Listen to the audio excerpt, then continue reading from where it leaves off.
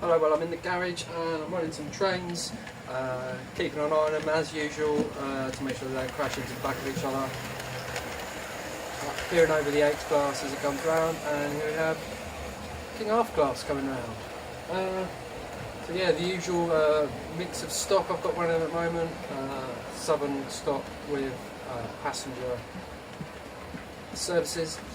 So this update really is just to sort of summarise a bit of my weekend, and yeah, just that is such a nice logo, and I'll show you a little bit of detailing I've got for that in a minute.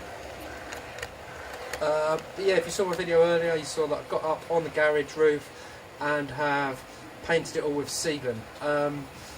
All honesty, probably going to get another tin of that stuff. I ran out just at the end there, so obviously I need to kind of cover that bit. I'm probably going to put thinking about putting a second coat on the whole lot anyway. Better safe than sorry. You know, it's expensive tin of stuff. It's 5 kilograms. It's 50 quid. If I go and get it tomorrow, it's reduced by 15%. So I'm going to get like 7.5 quid off it or something. So that's well worth doing. It makes it a bit cheaper. And I can be sure that I've got a good coverage. It says what the coverage should be on the tin, and I'm not really sure that I was laying it on thick enough. You know, it really does seem to indicate lay it on with a trowel almost.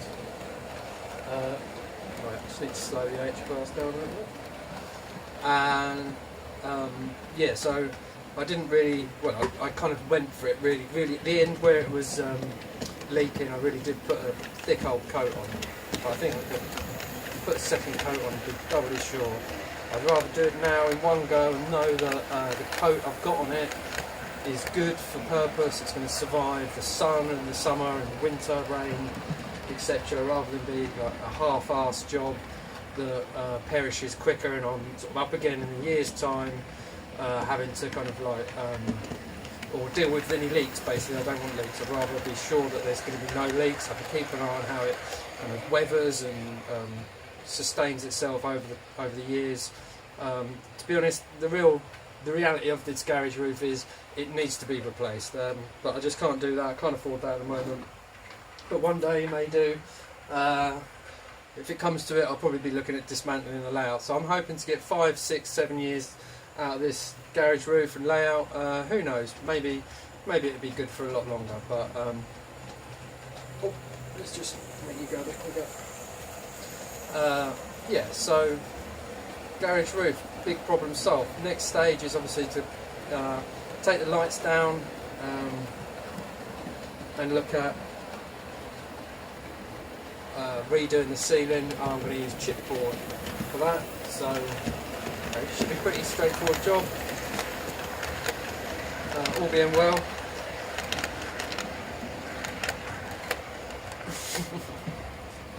Yeah, Sunday afternoon, having a beer in the garage, running some trains. What else was I going to say?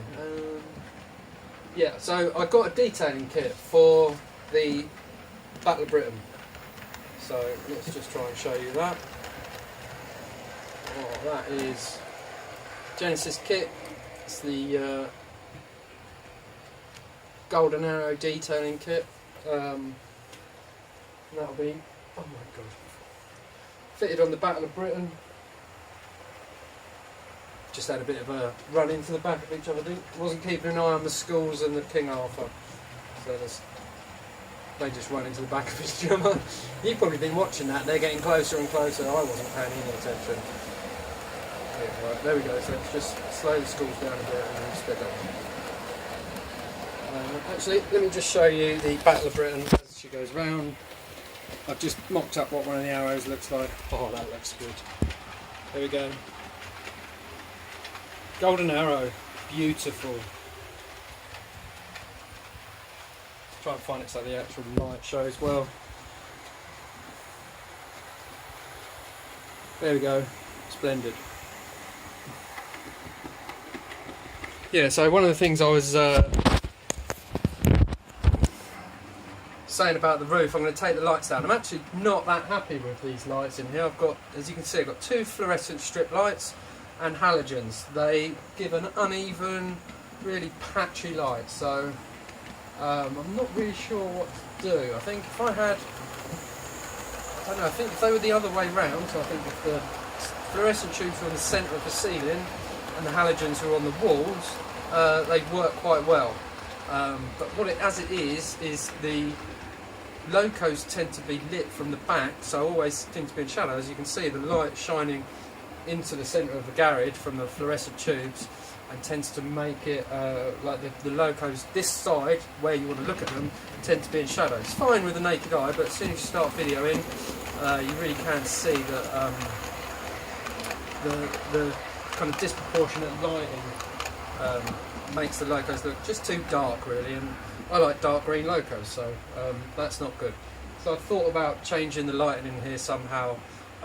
You know, I'm going to have to rip the ceiling down, take those halogens out. They're actually LEDs now, LED spots, isn't it? And then get halogen bulbs for them, they're all LEDs. Yeah, so I might just kind of think about that, how I do that. Don't really think there's much else to say, other than, you know, hope you all had a good weekend. It's been lovely, a long weekend.